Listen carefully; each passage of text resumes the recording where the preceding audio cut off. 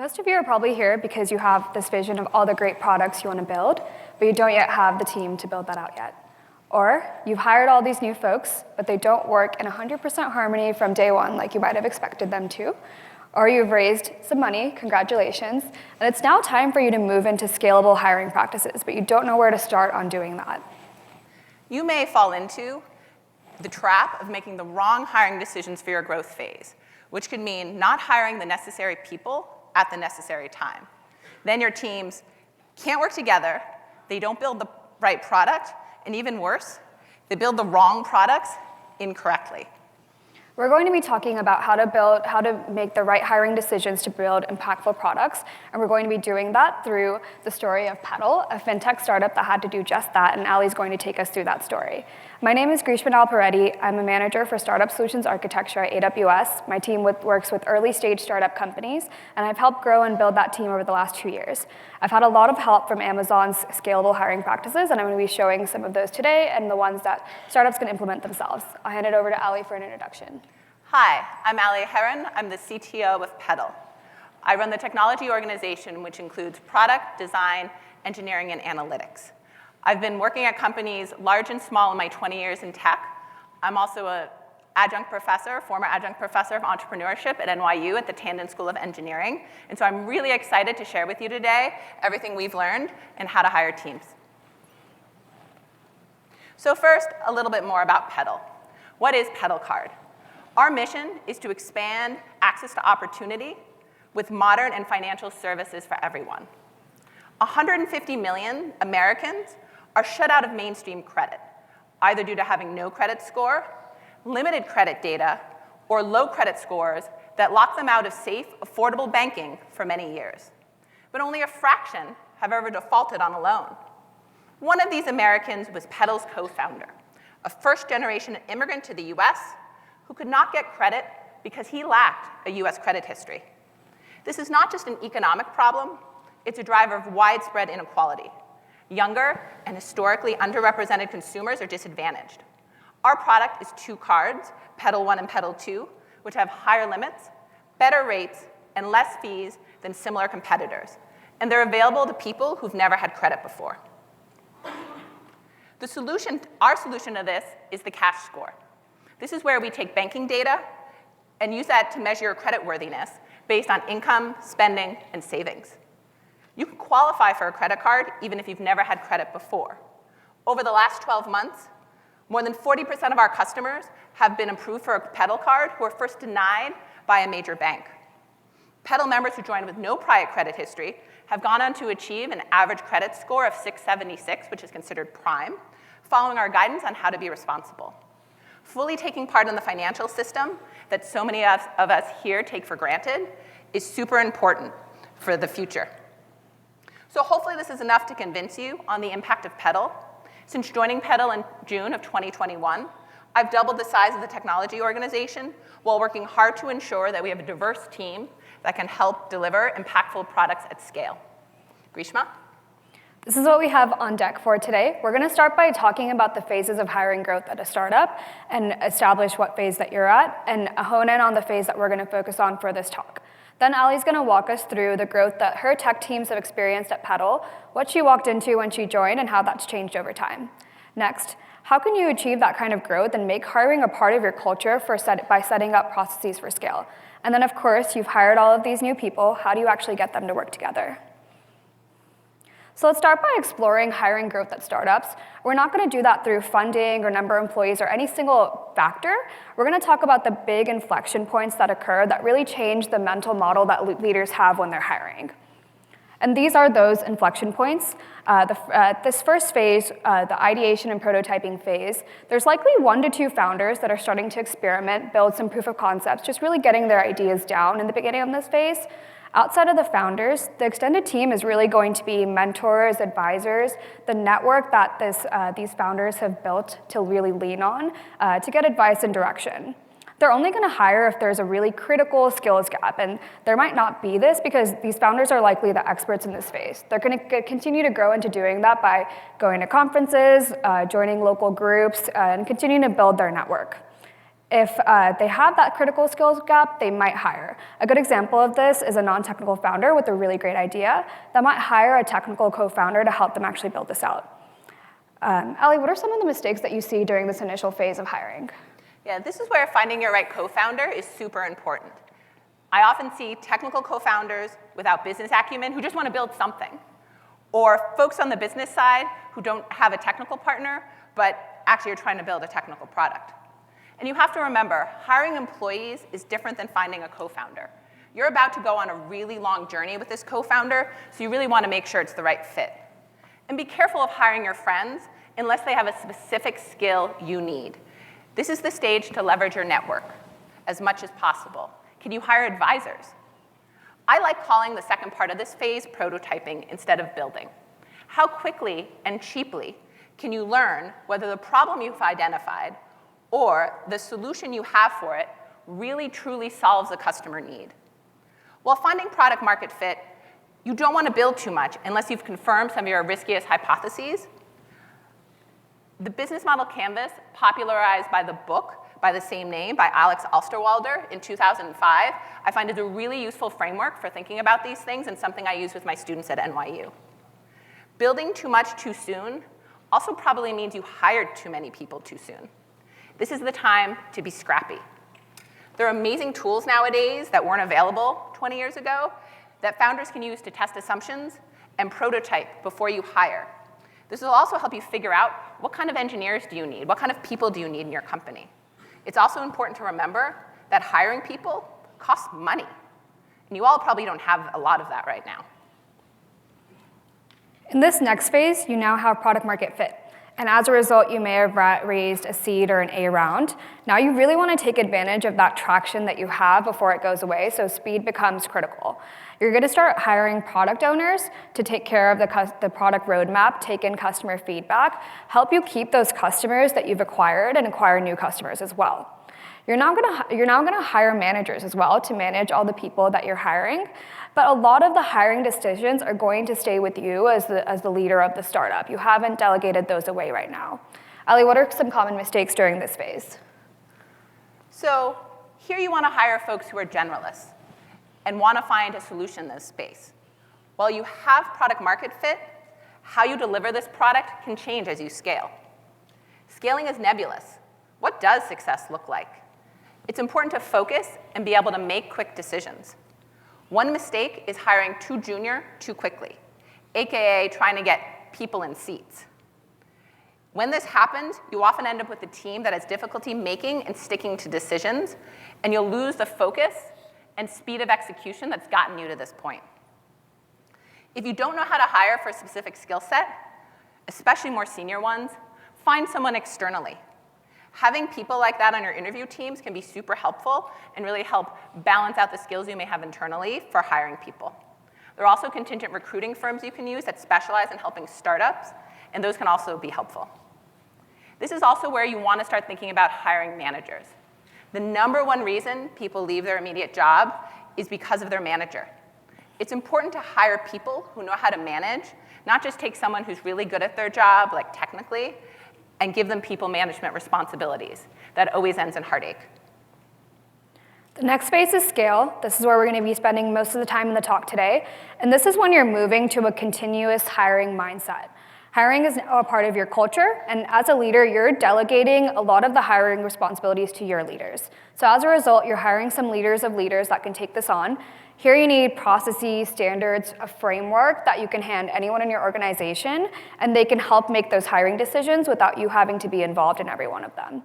This is a big step as a startup because the things I mentioned before, like having a process and a hiring framework, they seem very not startup-y.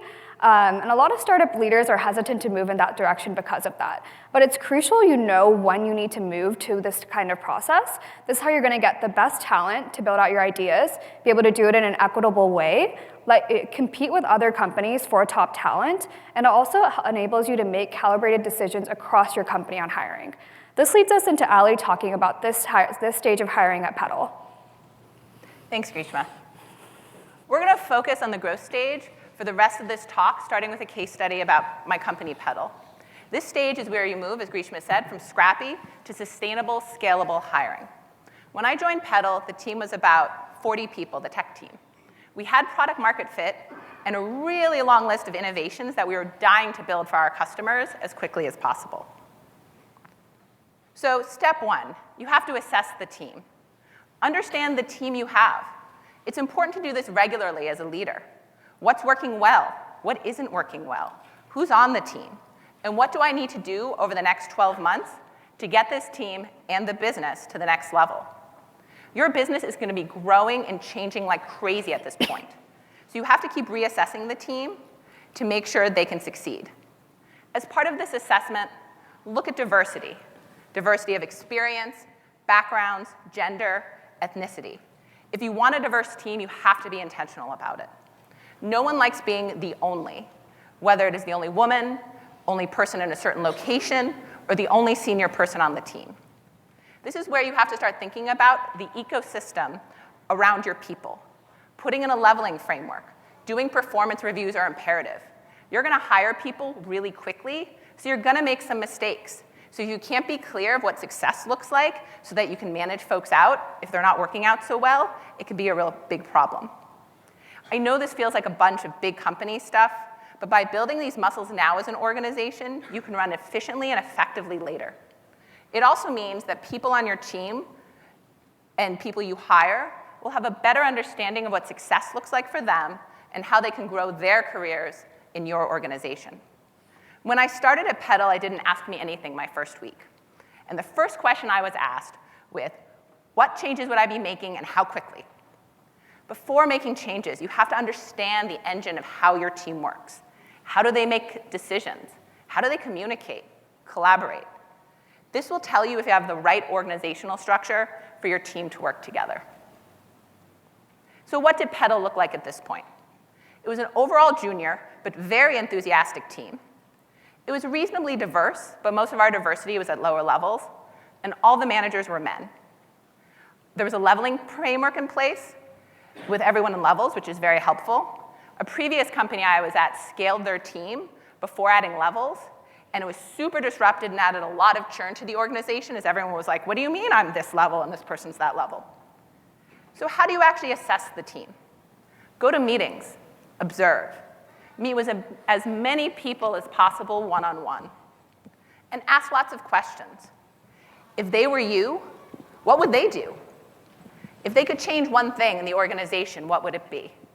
What's easy about their job? What's difficult? Next phase is the hiring plan. Now that you know your team, you now need to go figure out what the business needs to make sure you have a plan that will set them up for success. And hiring takes time. Depending on the role, it can take 3 to 6 months to hire someone, and then another 3 to 6 months to have them settled into their role. This means you need to plan 12 months out. And this is where you have to go slow to go fast. Otherwise, you end up hiring people who are too junior or don't have the skills you need. Now, many of you, assuming you all are startup-y folks, will say, Allie, we're a startup. How can we plan 12 months in advance when everything is changing? Let's be clear. Your plan will be wrong, but you will have directional guidance, and you can tack as you learn and grow. And don't try to hire everyone at once. Plan to hire and fill out teams over time. Hiring a team of 5 people and then giving them a full plate of high-pressure work that has to get done immediately will not set them or your company up for success. A bit more on this later. This is also where you want to start thinking about how are you going to source diverse candidates.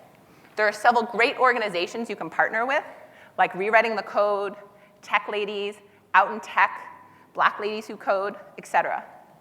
So what did Petal look like at this point?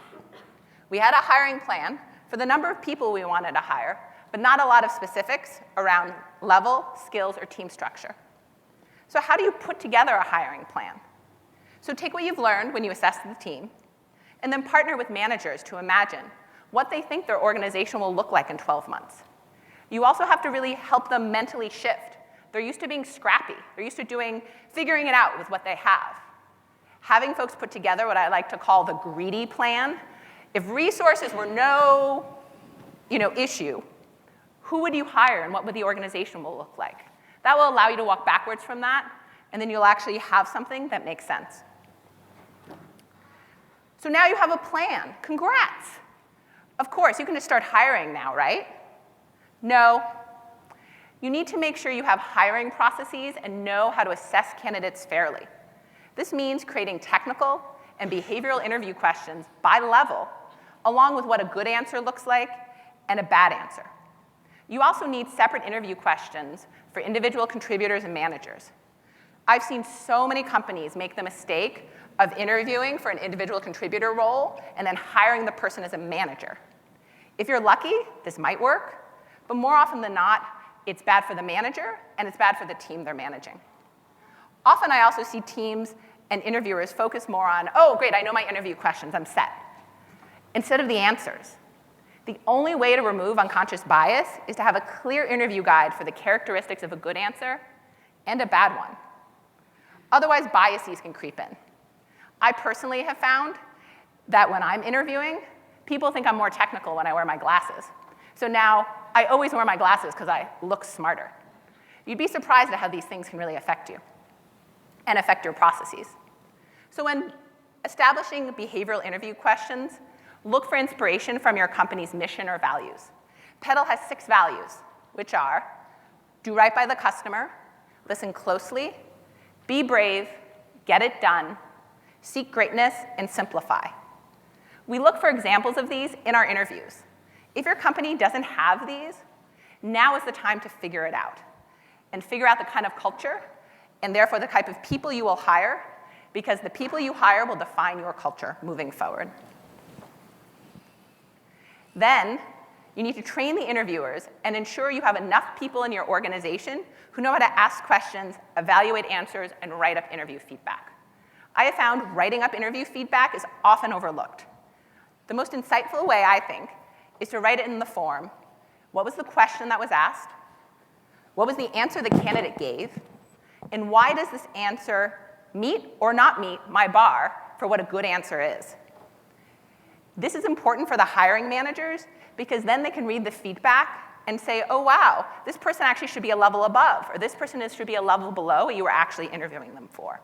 And this allows your hiring managers to make informed decisions.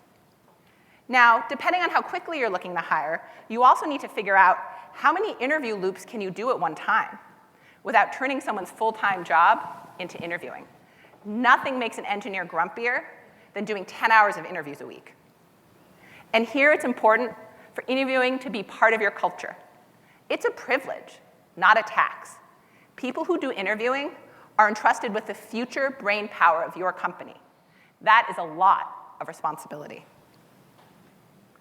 So now it's finally time to hire. Hooray! So hiring managers make the final decision. Empower them. And remember, hiring is not a popularity contest. Candidates who are nice and eager will be really fun to talk to in an interview, but you need to make sure that they really will be additive to your culture and to your company. Sometimes you'll be like, oh, I'd love to have a beer with this person after work, but you want someone who folks can learn from. And it's okay, and I actually think good, to hire people who do outstanding on some questions and not as well on others. This way you know their strengths and their weaknesses and where they'll really fit into your organization.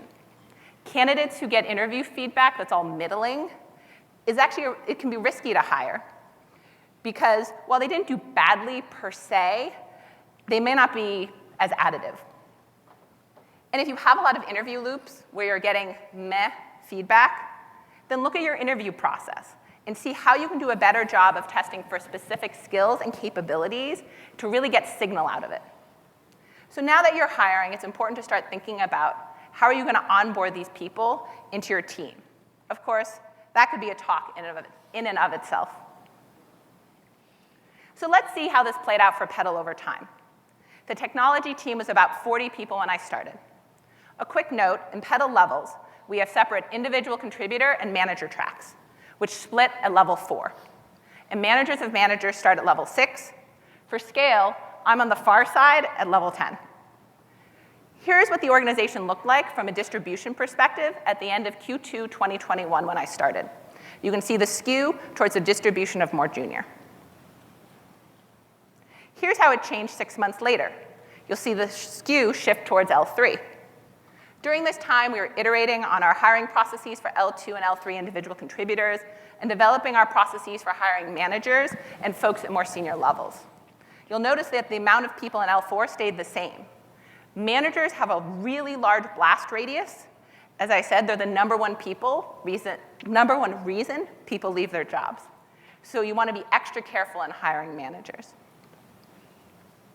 So here's what the organization looked like at the end of Q2 of this year. You can see the spike up in almost all levels. We doubled the size of the team. Most notably, we hired managers in L4 and managers of managers in L6. In March, as we were ramping up hiring, we reorganized the team to have a clearer organizational structure with more clearly defined areas of ownership and to help manage the cognitive load of the team. As you grow quickly, it's really easy to end up with a sprawling organization and parts of your platform that are not clearly being owned by anyone. This reorganization ensured that as we hired, we knew what team a candidate was being considered for and allowed us to be really thoughtful about composing balanced, diverse teams. So in review, assess your team, come up with a hiring plan, make sure you have the processes in place that folks understand how to remove bias, and then you can hire quickly, with purpose, and with confidence. You'll see this took me a long time, almost a year as a new leader. If you've been part of the organization for a while, you may be able to do this more quickly. However, hiring is a long-term game, and it's risky to try to go too quickly. Hiring poorly can have massive ramifications on your teams and your company's ability to deliver business value. Building products is a team sport. So you might be thinking, Allie, this is great you doubled the size of your team and established these processes, but you mentioned diversity earlier. So how did you do? I'm proud to say that as of today, the Petal technology team is 35% women, 60% women in leadership, and 56% non-white. We have more work to do, but we're making progress. So how does this compare to the rest of the Petal organization? So this is a screenshot of our careers website. We've published our diversity stats from the beginning of our company in 2016. Transparency is important here to drive change. This is something we believe deeply in at Petal. It runs through our product experience for our customers as well. Having a diverse team that is as representative as possible of your customers will enable them to have built-in empathy, which will yield to more thoughtful and impactful products. Some companies are reticent to publish diversity data because it might look bad. But only by being transparent can you have an open and honest conversation on how to change the status quo. If you don't publish it, frankly, employees can pretty much look around and figure it out. So if you want to build impactful products, and I assume you all do, which is why you're here, I encourage you to take the first step, publish your diversity data. Ideally publicly, but at least internally. It will build trust with your employees, something that's critical in the fast-paced world of startups. Thank you, Allie.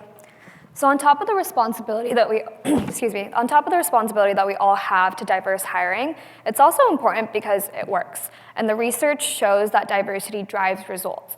So it's important to know why you should have diverse teams. You want to get buy-in from your employees on your hiring process because now you're sharing the responsibility with them. They're going to be a part of it. So they should know the results that diversity drives. And you can see here that diverse teams build better products and improve market share. When employees feel included, they can better respond to customer needs, and inclusive workplaces have better retention. Diversity and inclusion are of course different. Diversity is the makeup of your organization, the different backgrounds that are there, and how much. And inclusion is making sure that these diverse people have a sense of belonging and value in your organization. So these are two different pillars that you're going to have to work on, but diversity is crucial for inclusion.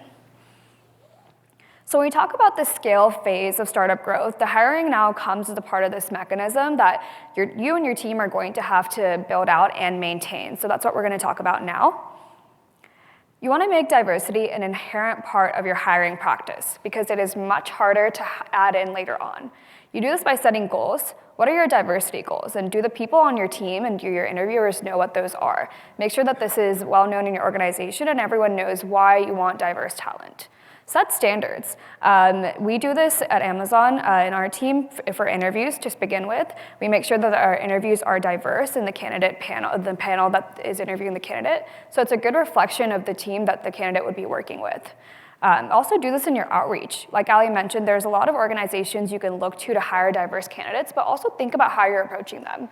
I started looking at women candidates on LinkedIn Recruiter to hire for a couple of solutions architecture roles that I had open. And I was realizing that when I was reaching out to the women about these roles, they might not have considered a career in solutions architecture. And because of that, it's not really a role that they'd considered. They weren't sure about it. They didn't really understand how their background aligned to it. It's just not something that they thought about. So they were unsure how I'd found them or how their experience aligned. So I changed my outreach messaging and approach to really highlight the areas of their background, their experience I thought aligned well to the role and to the customers that we work with. And that really opened them up and made them feel a little bit, they dismissed that feeling that maybe this was not a good role for them. As a part of our interviewing process at Amazon, we also have bar raisers.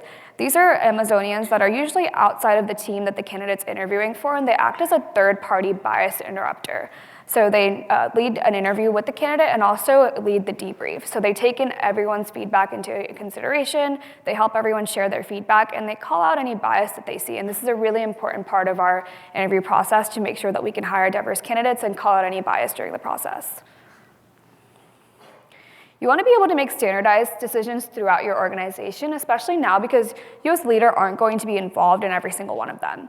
Have a standardized guide and training on what interviewers should look for in terms of a technical bar, functional fit, and fit for your company values as well. This is where leveling guides come in. You want to be really clear on what makes an L3 engineer versus an L4 engineer, because otherwise you're leaving that up to everyone's interpretation and they're going to interpret it differently. At Amazon, we have a robust training program for interviewers that's consistent across the company. This way we get more interviewers, we're able to scale out our hiring process, but we also can keep a high and calibrated bar across the organization. You're going from scrappy hiring to now having a framework. You want to come together as an organization and think about where you're looking for candidates, what you're looking for, and do you need to expand this pool? One of the things that we did in my organization really early into building out the startup solutions architecture team was looking to early career talent as a way that we could develop new talent, but also have consistent intake points of talent. So we built out an internship program. We then transitioned the candidates that got acceptance offers into a training program, and they eventually joined our team full time. This was great because we were able to build this flywheel where the team was consistently developing new talent, and they were joining our team at these 2 intake points, so we had a bunch of candidates ready to fill new roles that we were hiring for. This is also where selling your company to candidates comes into play, which is just as important as selling your product to customers. So you want to think about what this means for you, and this is really going to help establish that culture of hiring at your company. For Amazon, this is our leadership principles. They're online. You can go look at all 16 of them. And this gives candidates an idea of what they can expect if they were to work at Amazon. It gives them an idea of how we work with each other and how we work with our customers. On the flip side, it lets us know what we're looking for in candidates and helps us get the right data during interviews to see if they're a fit for the company. This is how we avoid mishires while still having that high and calibrated bar throughout the organization. This is also where candidate experience comes in. Candidates are customers of both your hiring process and maybe even your product, so you want to make sure that they have a good time interviewing at your company. Think about the metrics you want to set to make your candidate experience great. At Amazon, we have the 2 in 5 promise. You can expect to hear back from a phone screen after 2 days and expect to hear of the results of an onsite in 5 days. So these are the things you'll want to start thinking about when you're hiring at scale, because frankly, you're competing with other companies for top talent. So think about what sets you apart as an employer. So it's not all smooth sailing when you're hiring quickly and growing quickly, but there's a couple things you can do to keep your vision set on that North Star as more people share the responsibility of hiring now. So don't lose sight of what informs your hiring, which for a lot of companies is going to be customer feedback and business need, which inform your products, which then inform the people you need to actually build those. Outside of this, what are the big bets that you want to make, and how much are you willing to bet there? If those bets don't work out, do you have other places for the people that you've hired so they can repurpose their skills in other areas? You want to get really disciplined to think about, you want to get a really disciplined way to think about headcount so you can avoid overhiring and avoid a reduction in force. This is one of the things where, like Ali mentioned, you're not going to get really perfectly the first time or maybe ever, but you want to make this somewhat predictable among the other uncertainty at a startup that's going to help you think of hiring as a much longer-term investment. You'll want to ask yourself questions like, how often do you refresh headcount planning? What are your long-term and short-term needs? Keep in mind that it can take up to 6 months to hire someone, so you want to be well prepared for when you need to do the hiring. You also want to have a data-driven headcount planning tool at this phase. You can leverage cycle times to predict and model out headcount, and have good data on retention, attrition as well, to leverage in headcount planning. And also keep in mind, if someone leaves, you might not want to hire someone into that exact function. Because you're at a startup and things are changing, think about the function that that person was performing and has that changed. Do you want to maybe repurpose that headcount now? So you have a team, congratulations. So how do you get all these fabulous people to work together? It takes time for teams to settle and establish a set of working norms. You need to purposely orchestrate the teamwork for your new and growing teams. This is also where organizational structure comes into play. So in the 60s, Bruce Tuckman came up with this framework, which I found so useful. Some of my team is here and they will laugh. Forming, storming, norming, and performing. And it's super useful for taking a group of people and turning them into a high-functioning team that can deliver results.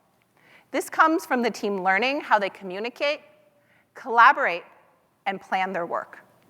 The first stage is forming. You've hired the people. You've put them in an organizational structure. Technical teams at this stage should be cross-functional. I have found it's usually one product manager, one engineering manager, 5 to 9 engineers, an analyst, and a designer if applicable. Part of forming is establishing a team identity. What does success look like for this team? And why does this team even exist in the first place? The next phase is storming. This phase can be really difficult, but it's necessary. Conflict between team members usually arise, and as a manager or leader, it can be important to just name this phase so everyone knows it's normal. You also may want to try to rush folks through this phase and be like, hey, let's avoid the conflict, just figure it out. But if you rush, you will not end up with as motivated and high-performing of a team. I've also seen teams where they get stuck in storming. Here it's important to push a team to start agreeing on their norms. I have found that if you can get a team agreeing on some small things, what time in the morning is stand-up? Do we want to have a set of code review standards? Then you can start pushing them and build more momentum towards norms. And it's also important to remind folks that you reserve the right to get smarter. Nothing is set in stone, and as you learn what works for the team, you can iterate. The next is norming. This is where you really start to see the team gel. There's a team spirit that emerges, and often at this point, the team will start having some successes. Getting some early team wins, even small ones, can really help cement this. And last, and certainly not least, is performing. Here, you have a resilient team that is adaptable to change and can deliver business value. Note that every time you add someone to a team, it resets this cycle. But if a team has a strong set of norms, it becomes much easier to onboard people and go through this process. So here are a few key points you can take to your startup today. When you hire, these are long-term investments that you're making. Keep in mind, again, that at a startup, things can change on a dime. You don't want to hire people for super specific functions or scope down roles, because those could be gone when priorities shift, and there's going to be new skills that you're looking for. So you want to avoid the really narrow thinking of, I want this person to do this type of skill set right now, and think about the broader skill sets that people can bring. At Amazon, we always say that we're hiring for Amazon first, and then the team and the role later on. That's because it can be hard to find someone that's a cultural fit and has long-term viability at your company, and that's the most important. And you can think about exactly where they fit in and how they can use their skill sets. It's also hard to play catch-up on diversity, so bake it into your hiring process early and make sure that your interviewers and your team know why it's important to have diverse candidates and diverse people joining the team. Like I mentioned in the beginning of the talk, it can be hard for startups to go from a scrappy hiring process that works right now to a scalable one that seems like it's going to have some added red tape and some big company mechanism. But it's really important to know when you need to do this so that you can make all these best practices an inherent part of your process and hire scalably across your organization. Don't expect all the new employees you've hired to work in 100% harmony from day one. Take an intentional approach to how you're going to foster teamwork and work through the different phases that Ali mentioned. And think about how you want both org structure and pod team structure to work. Org structure being who does everyone report to, what's the best way to organize that and have it work, and pod stream structure being what are the actual cross-functional pods that everyone works in to build out the products. And make sure that both of those are right-sized as well.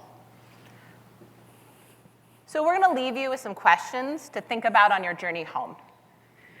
What phase is your startup in? Do you really know your team? What do they do, and what are they capable of doing? Who do you need to hire to be successful? And how do you want your new team members to work together? And I ask you all, what are you going to do differently next week to make the right hiring decisions to build impactful products? Thank you all for joining us today. And now we have some time for questions.